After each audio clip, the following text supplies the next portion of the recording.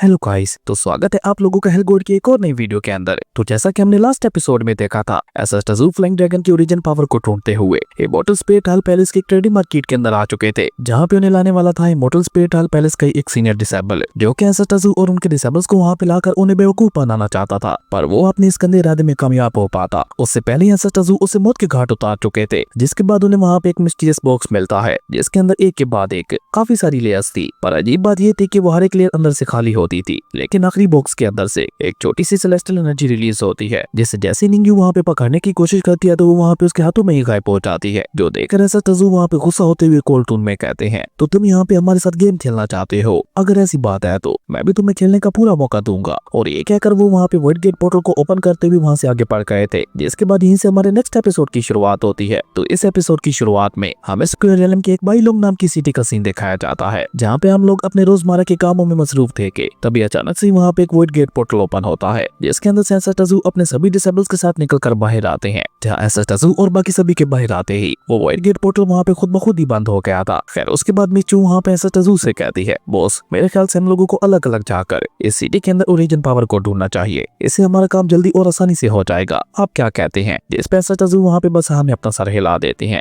अब एसएस की इजाजत पाकर मिचू और हाउजियन वहाँ पे एक तरफ निकल जाते हैं, तो लिंगू वहाँ पे इन्फॉर्मेशन इकट्ठी करने के लिए दूसरी तरफ निकल गया था, जबकि निंग्यू और बर्नी क्रो वहाँ पे एसएस के साथ ही रहते हैं। जबकि बर्नी क्रो वहाँ पे गुस्सा होते हुए कहता है, उस घटिया चोर की हिम्मत कैसे हुई हमारे एंशिएंट टैलेंट सेट के वेपन की ओरिजिन पावर को चुराने की? उस चोर के लिए अच्छा होगा कि वो मेरे हाथों में ना लगे, वरना ओरिजिन पावर को लेने से पहले ही मैं उसे जान से मार दूंगा। और ये कहकर बर्नी क्रो वहाँ पे एसएस को इम्प्रेस करने के लिए उस चोर को बुरा भला कहता जा रहा था। जबकि निंग्यू वहाँ पे बाईलोंग सिटी को देखते हुए कहती है, मैं तो यहाँ पे ये सोच रही हूँ कि हमें यहाँ पे किस किस तरह की चाय पीने को मिलेगी। और ये कहकर वो खुद ही वहाँ पे परेशान होते हुए कहती है, कहीं ऐसा ना होना कि हमें यहाँ पे चाय मिले ही ना। खैर अभी निंग्यू वहाँ पे परेशान होते हुए ये सब कह ही रही थी कि तभी सामने की तरफ उन लोगों को वहाँ पे कुछ आवाजें सुनाई देती हैं, जहाँ पे लोग चिल्लाते हुए कह रहे थे, गॉड ऑफ वेल्थ आ रहे हैं, सभी उनके स्वागत के लिए रेडी हो जाओ। अब इस अनाउंसमेंट के साथ ही हम देखते हैं कि वहाँ पे सामने की तरफ कुछ लोग वहाँ पे बैंड बाजा बजाते हुए गॉड ऑफ वेल्थ के स्टैचू को मार्केट से टेंपल की तरफ ले जा रहे थे। वहीं गॉड ऑफ वेल्थ का स्टैचू पूरी तरह से गोल्ड से बना हुआ था, जिसको देखने से वाकई लग रहा था कि वो गॉड ऑफ वेल्थ है। जबकि एक पर्सन लगातार वहाँ पे अनाउंसमेंट करते हुए पूरी सिटी में यह बात फैला रहा था, जल्दी करो गॉड ऑफ वेल्थ आ चुके हैं, उनका स्वागत करो। अब ये अनाउंसमेंट सुनकर तो सभी लोग वहाँ पे एक्साइटेड होते हुए अपने अपने घरों से बाहर आने लगे थे, ताकि वो सभी मिलकर वहाँ पे गॉड ऑफ वेल्थ का स्वागत कर सके। उन सभी लोगों को वहाँ पे इस तरह से भागकर जाते हुए देखकर ही पता चल रहा था कि वो गॉड ऑफ वेल्थ पे कितना ज्यादा भरोसा रखते हैं। खैर देखते ही देखते वो लोग वहाँ पे मार्केट के अंदर आकर अपनी अपनी जगह पे वहाँ पे अपना सर झुका लेते हैं और वहाँ पे जोर जोर से गॉड ऑफ वेल्थ की जय जयकार करते हुए उनका स्वागत करने लगे थे। जबकि पीछे की तरफ मौजूद बर्नी क्रो वहाँ पे गॉड ऑफ वेल्थ के स्टैचू को देखकर गुस्सा होते हुए एसएस से कहता है, एक और गॉड यहाँ पे, इन गॉड से तो मेरे बॉस को बहुत ज्यादा नफरत है, मुझे लगता है अब बहुत जल्द इस गॉड ऑफ वेल्थ का भी खेल खत्म होने वाला है। लेकिन अभी बर्नी क्रो वहाँ पे एसएस को इम्प्रेस करने के लिए ये सब बोल ही रहा था कि तभी हम देखते हैं कि एसएस वहाँ पे उस गॉड ऑफ वेल्थ के स्टैचू को देखकर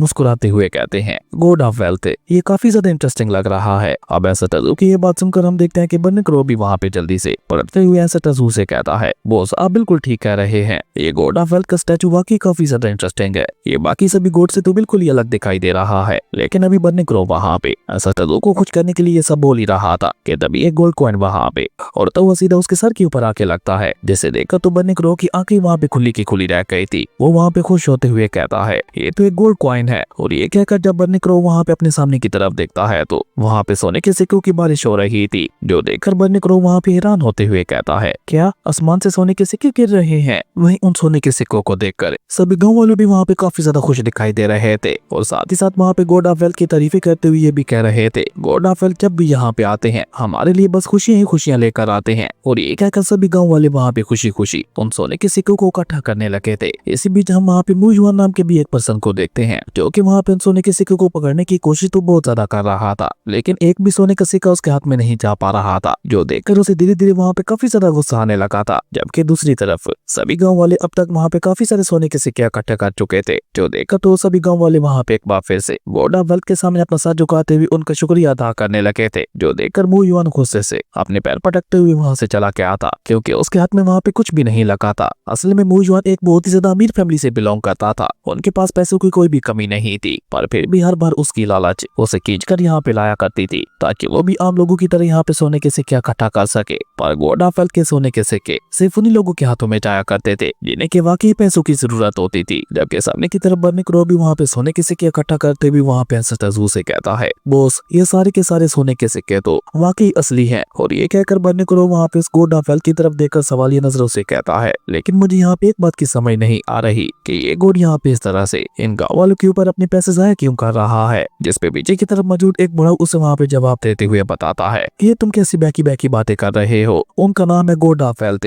जिनका काम ही है लोगों में खुशियां बांटना। वो हर 3 दिनों बाद यहाँ पे आते हैं, लेकिन 3 दिनों बाद वो छोटा सा गिव अवे करते हैं। पर हर 7 दिनों के बाद एक बहुत बड़ा गिव अवे होता है जो कि सभी को माला माल बना देता है। पहले हम सभी लोग बेकार हुआ करते थे, आज हम यहाँ पे जो कुछ भी है वो सिर्फ गोड ऑफ वेल्थ की वजह से ही है। और हाँ, अगर तुम लोग गोड ऑफ वेल्थ से अपने लिए कुछ मांगना चाहते हो तो तुम उनके टेंपल में जाकर भी प्रे कर सकते हो, वो तुम्हारी प्रे को जरूर एक्सेप्ट करेंगे। और ये कहकर वो बुढ़ा मुस्कुराते हुए वहाँ से चला गया था। उस बुढ़ा को मुस्कुराना तो वाकई ही बनता था, इतना सारा माल जो उसके हाथों में लग गया था। जबकि एंसेस्टर ज़ू वहाँ पे गोड ऑफ वेल्थ के स्टैचू को देखते हुए कार्टून में कहते हैं, चलो चलकर एक बार इसके टेंपल को भी देख लेते हैं। एंसेस्टर ज़ू की ये बात सुनकर तो हम देखते हैं कि बर्नी क्रो वहाँ पे काफी ज्यादा एक्साइटेड हो गया था, क्योंकि उसे वहाँ पे लग रहा था कि उसे टेंपल के अंदर गोड ऑफ वेल्थ से और भी काफी सारे ट्रेस मिलेंगे। इसलिए वो वहाँ पे निंगयू के साथ एंसेस्टर ज़ू के पीछे पीछे उस टेंपल की तरफ निकल गया था। जिसके बाद सीन चेंज होता है और हमें बाइलोंग सिटी के टेंपल का ही सीन दिखाया जाता है। और ये टेंपल किसी और का नहीं बल्कि गोड ऑफ वेल्थ का ही टेंपल था, क्योंकि यहाँ पे सारी सिटी के लोग सिर्फ गॉड ऑफ वेल्थ की वर्शिप किया करते थे। और आज भी वहाँ पे एक और लेडी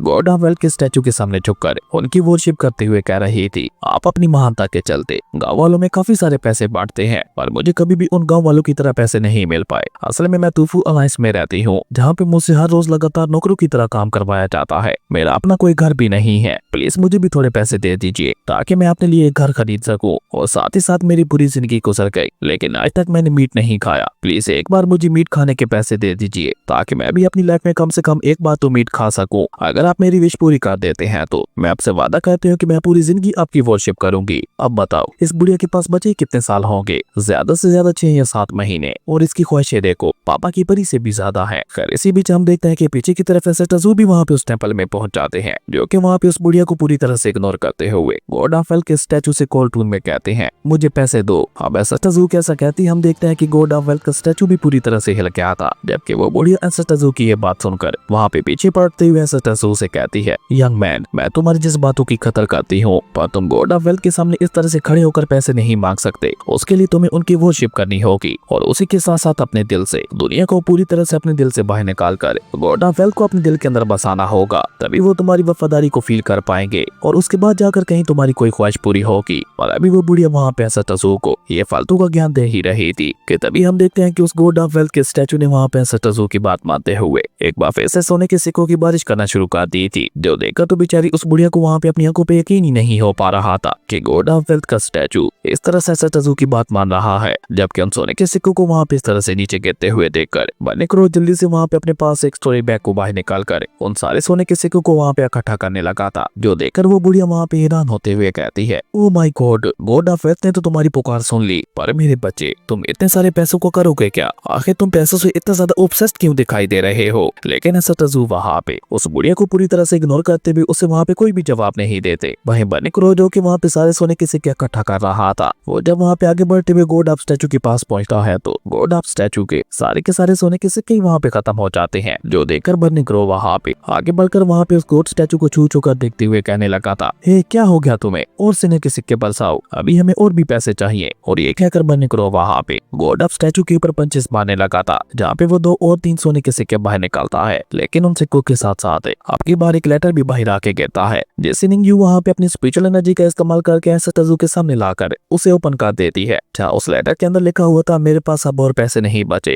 ये देखकर एंसेस्टर ज़ू वहाँ पे उस लेटर को खत्म करके खुद वहाँ पे उस गॉड स्टैचू की तरफ आगे बढ़ने लगते हैं, जहाँ पे एंसेस्टर ज़ू के हर एक कदम के साथ उनका डिवाइन सुप्रीम और भी रिलीज हो रहा था, जिसके चलते वो पूरा का पूरा गॉड टेंपल वहाँ पे हिलने लगा था। और अपने गॉड टेंपल को बचाने के लिए गॉड ऑफ वेल्थ का स्टैचू भी वहाँ पे कुछ नहीं कर पा रहा था। खैर एंसेस्टर ज़ू वहाँ पे इसी तरह से आगे बढ़ते हुए जाकर सीधा गॉड ऑफ वेल्थ के स्टैचू के सामने जाकर खड़े होते हुए कार्टून में उससे कहते हैं, तो तुम कहना चाहते हो कि तुम्हारे पास पैसे खत्म हो गए? और ये कहकर एंसेस्टर ज़ू वहाँ पे एक साथ ही अपना डिवाइन सुप्रीम और रिलीज कर देते हैं, जिसके चलते तो वहाँ पे ऐसा महसूस हो रहा था कि वहाँ पे कोई बहुत बड़ा भूकंप आ रहा हो। इवन बेचारी उस बुढ़िया से तो वहाँ पे सही से खड़ा भी नहीं हुआ जा रहा था और वो वहाँ पे खुद को बचाते हुए डर के मारे अपनी आंखें ही बंद कर लेती है। जबकि एंसेस्टर ज़ू की एनर्जी की वजह से आए हुए उस भूकंप की वजह से गॉड ऑफ वेल्थ के स्टैचू के ऊपर चढ़ा हुआ गोल्ड भी धीरे धीरे करके टूटने लगा था, जो देखकर बनने करो वहाँ पे उस गोल्ड के स्टैचू को भी नहीं छोड़ता और वो वहाँ पे उसके सभी पार्ट्स को भी इकट्ठा करने लगा था। जबकि सामने की तरफ हम देखते हैं कि एंसेस्टर ज़ू का डिवाइन सुप्रीम ऑरा तो अभी तक भी वहाँ पे रुकने का नाम नहीं ले रहा था। जो बुढ़िया अब वहाँ पे डर भरी आंखों से एंसेस्टर ज़ू को देख रही थी, जैसा कि वो वहाँ पे उनसे रिक्वेस्ट करना चाह रही हो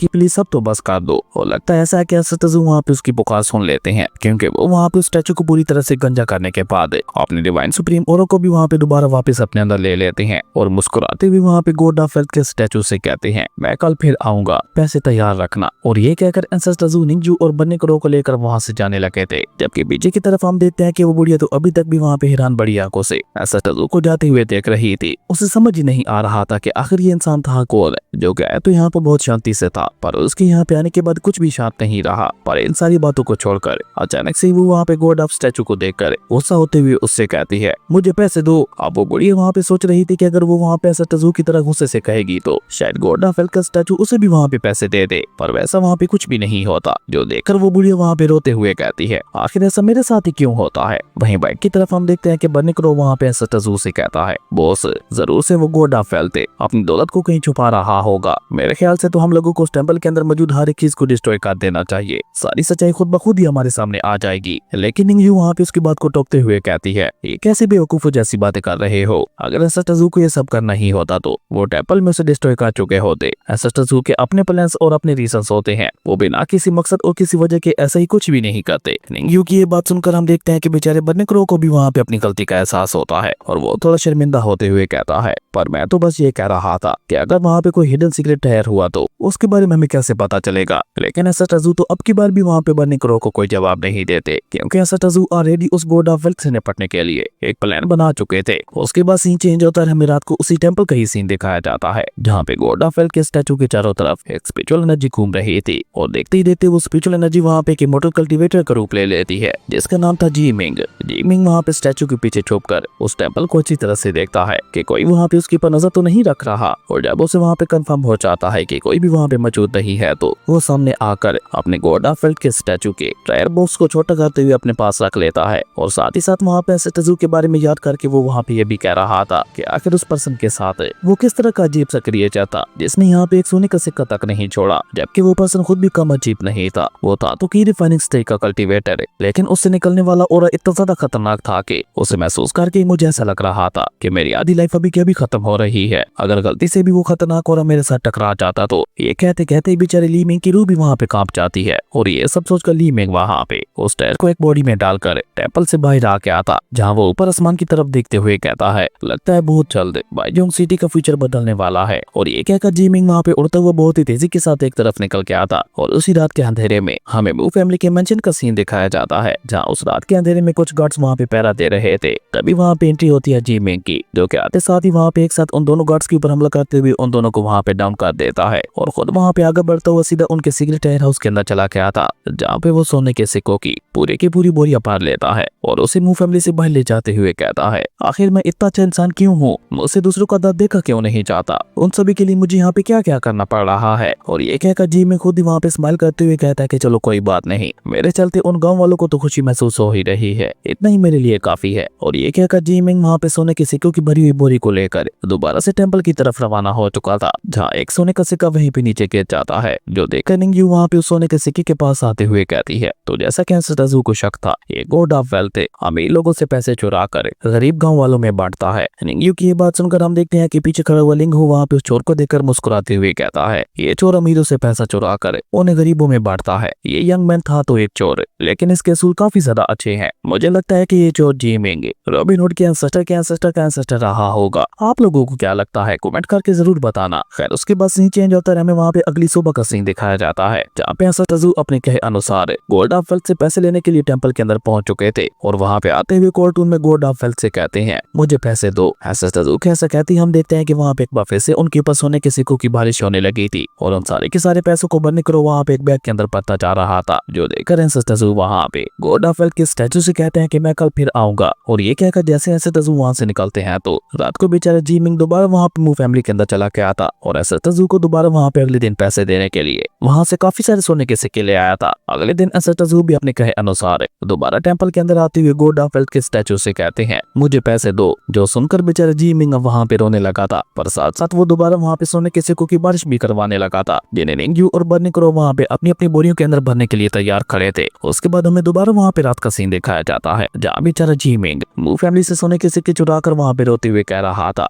आखिर वो पर्सन चाहता क्या है, वो हर रोज टेंपल के अंदर क्यों आ रहा है, और टेंपल में आने के बाद सिर्फ एक ही बात कहता है जो पैसे दो। अब पैसे पेड़ पे तो उगते नहीं है जो मैं उसे हर रोज इतने ज्यादा पैसे दे सकूं। नहीं, अगली सुबह एसेस्टाजू दोबारा वहाँ पे टेंपल में पहुंच चुके थे और आते साथ ही वहाँ पे कोल्टून में सिर्फ इतना ही कहते हैं मुझे पैसे दो, जिसके चलते मजबूरन गोड ऑफ वेल्थ के स्टैचू को भी वहाँ पे उनके ऊपर सोने के सिक्कों की बारिश करनी पड़ रही थी। अब ये ऑलमोस्ट वहाँ पे हर रोज का हो गया था। बेचारा जी मिंग हर रात जाकर मू फैमिली से सोने के सिक्के चुरा कर लाता और अगले दिन एसेस्टाजू टेंपल के अंदर आकर उसे लूट लेते। और अब तो गाँव वाले भी हैरान थे कि आखिर गोड ऑफ वेल्थ एसेस्टाजू की बात इतनी आसानी से कैसे सुन लेते हैं। इवन कुछ लोगों को तो अब वहाँ पे ऐसा भी लगने लगा था कि ये गोड ऑफ वेल्थ खुद एसेस्टाजू का ही है। खैर 7वें दिन पैसे लेने के बाद एसेस्टाजू वहाँ पे गोड ऑफ वेल्थ के स्टैचू से कोल्टून में कहते हैं आज कल से 3 सोने के सिक्के ज्यादा थे, नाइस, तुम धीरे धीरे ग्रो कर रहे हो और हाँ मैं कल दोबारा आऊंगा। और ये कहकर एसेस्टाजू अपने चेलों के साथ टेंपल से निकल जाते हैं। वहां से जाते हुए देखकर तो बेचारे गोड ऑफ स्टैचू को में भी आंसू आ चुके थे। उसके बाद सीन चेंज होता है, हमें बाइलोंग सिटी के कोड यार्ड का सीन दिखाया जाता है, जहां जी मिंग उस कोड यार्ड के अंदर बैठकर रोते हुए कह रहा था ओ महान चोर एंसेस्टर, मैं बहुत बुरी तरह से फंस चुका हूँ, प्लीज एक बार आकर मेरी मदद करके मुझे बचा ले वरना मैं बेगुनाह मारा जाऊंगा। असल में बाइलोंग सिटी के अंदर कुछ नए लोग आए हैं और उनमें से एक पर्सन का ऑरा इतना ज्यादा खतरनाक है कि उसे देखकर ही डर लगने लगता है और ऊपर से उसका कोड लुक वाला फेस है मुझे और भी ज्यादा डरा देता है। ऊपर से जब वो वहाँ पे अपनी डिवाइन सुप्रीम एनर्जी को रिलीज करता है तो ऐसा महसूस होता है कि वहाँ पे कोई भूकंप आ रहा है। इवन पिछली बार भी मेरा टेंपल गिरने से बाल बाल बचा था। सच कहूँ तो उस पर्सन की प्रेजेंस ही इतनी ज्यादा खतरनाक है कि लोगों को अपने ऊपर एक अजीब सा और प्रेशर महसूस होता है,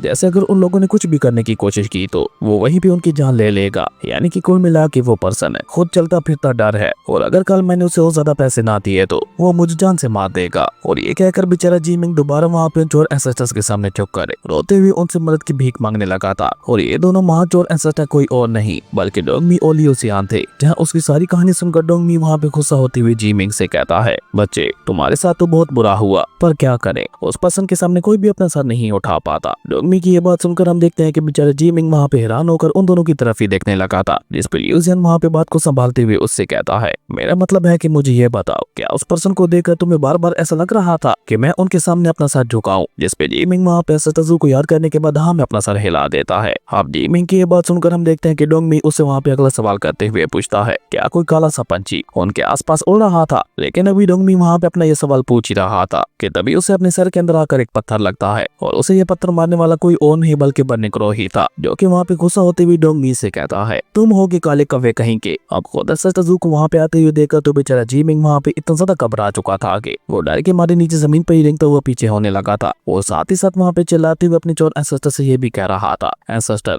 यही है वो लोग। अब जी मिंग की ये बात सुनकर हम देखते हैं कि मिचू वहाँ पे उसके मजे लेते हुए मुस्कुराकर उसे वहाँ पे हाई कहती है, जो कि जी मिंग को डराने के लिए काफी था और होता भी वहाँ पे बिल्कुल ऐसा ही है। बेचारा जी मिंग वहाँ पे डर के मारे अनकॉन्शियस होकर वहीं पे नीचे गिर गया था, जबकि एसेस्टाजू को वहाँ पे अपने सामने देखकर लियो सियान और डोंगमी भी वहाँ पे भागते हुए उनके पास चले जाते हैं, जो देखकर एसेस्टाजू वहाँ पे आके बढ़कर अपने हेलगोड वाले सिंहासन को बाहर निकालकर वहाँ पे उसके ऊपर विराजमान हो जाते हैं। और बैठने के बाद कोर्टून में वहाँ पे लियो सियान और डोंगमी से कहते हैं तो तुम दोनों बाइलोंग सिटी के अंदर हर रोज सोने के सिक्कों की बारिश करवा रहे हो। जिस पे डोंगमी हड़बड़ाते हुए कहता है वेल लॉजिकली हर दिन तो नहीं, पर इससे आगे डोंगमी वहाँ पे कुछ भी कह पाता उससे पहले ही हम देखते हैं कि लियो सियान वहाँ पे उसके पेट में पंच मारते हुए उसे वहाँ पे चुप करवा देता है और खुद वहाँ पे एसेस्टाजू को जवाब देते हुए कहता है एंसेस्टर हम आपको बहुत ज्यादा मिस कर रहे थे पर आप तक पहुँचने का हमारे पास कोई भी रास्ता नहीं था, इसलिए हम लोगों ने इस रास्ते को ढूंढ निकाला ताकि आपको हमारे बारे में पता चल सके। अब लियो सियान की ये बात सुनकर हम देखते हैं कि जहाँ पहले एसेस्टाजू के फेस के ऊपर गुस्सा दिखाई दे रहा था तो उसका जवाब सुनकर एसेस्टाजू के फेस के ऊपर थोड़ी सी स्माइल आ जाती है, जो देखकर लियो सियान और डोंगमी दोनों वहाँ पे चैन की सांस लेते हैं। तभी पीछे की तरफ निंगयू वहाँ पे दोनों से सवाल करते हुए पूछती है तुम्हारी बातों से तो ऐसा लग रहा है कि तुम काफी लंबे अरसे से बाइलोंग सिटी के अंदर रह रहे हो, जिसका मतलब है कि तुम लोग बाइलोंग सिटी के बारे में काफी कुछ जानते होगे। तो बताओ हमें क्या तुम लोगों ने ओरिजिन पावर के बारे में यहाँ पे कुछ सुना है। निंगयू की ये बात सुनकर हम देखते हैं कि लियो सियान भी वहाँ पे चौंकते हुए उससे कहता है ओरिजिन पावर ये क्या चीज है। जिस पे लिंगू उसे वहाँ पे जवाब देते हुए बताता है कि ये फ्लाइंग ड्रैगन स्टाफ का फाइनल पीस है, जो कि फ्लाइंग ड्रैगन वेपन को कंप्लीट करेगा।